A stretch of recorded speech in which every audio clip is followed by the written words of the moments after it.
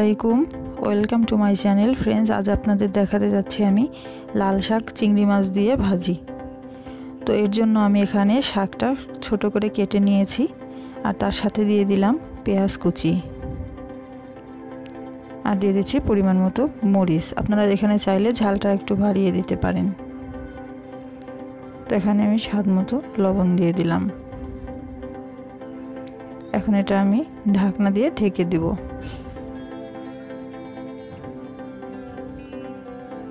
এখন এটা সেদ্ধ হওয়া পর্যন্ত অপেক্ষা করতে হবে। তো দেখা যাচ্ছে আমার শাকটা এখানে সেদ্ধ হয়ে গেছে। আমি একটু নেড়ে দিচ্ছি।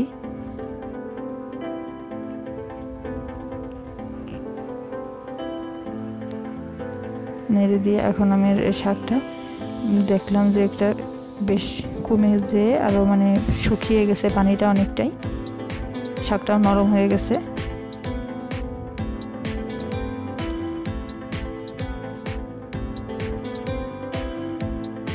তো এটাকে একটু ভালোভাবে পানিটা শুকিয়ে নিতে হবে।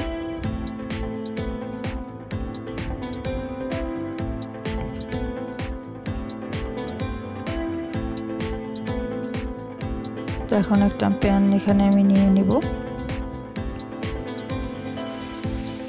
এখন এই ফ্রাই প্যানে আমি তেল ঢেলে দিব।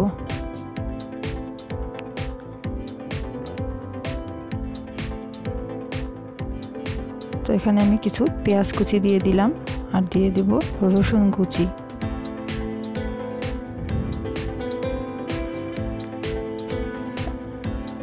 রসুনের পরিমাণটা এখানে একটু বাড়িয়ে দিতে হবে।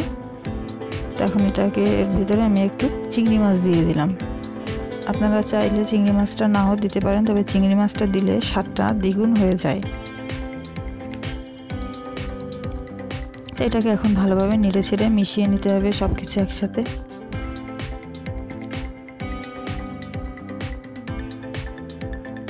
এটাকে খুব ভালোভাবে ভেজে নিতে হবে।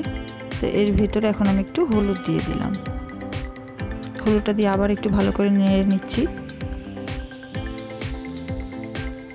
হলুদটা শুধুমাত্র এখানে দিয়েছি আমি যাতে চিংড়ি মাছটার কালারটা ভালো আসে, এই কারণে। আপনারা না চাইলে এখানে হলুদটা নাও দিতে পারেন। আর আমি একটু পরিমাণ মতো এখানে একটু লবণ দিয়ে দিচ্ছি। আমি কিন্তু শাকে লবণ একবার দিয়েছি, এখানে শুধুমাত্র চিংড়ি মাছের কারণে লবণটা আর একবার দেওয়া।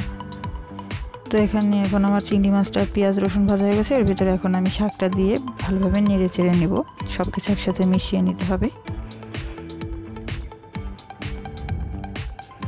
তো এখন শাকটা আমার রেডি এখানে। তো বন্ধুরা, যদি আমার রান্নাটা ভালো লেগে থাকে তাহলে অবশ্যই একটা লাইক দিবেন আর আমার চ্যানেলের সাথে থাকবেন, কমেন্ট করে জানাবেন। চ্যানেলটিকে সাবস্ক্রাইব করতে কিন্তু ভুলবেন না। ভালো থাকবেন। আজ এ পর্যন্তই। নতুন নতুন রান্না নিয়ে আবারও আপনাদের সামনে আমি হাজির হব। আল্লাহ হাফেজ।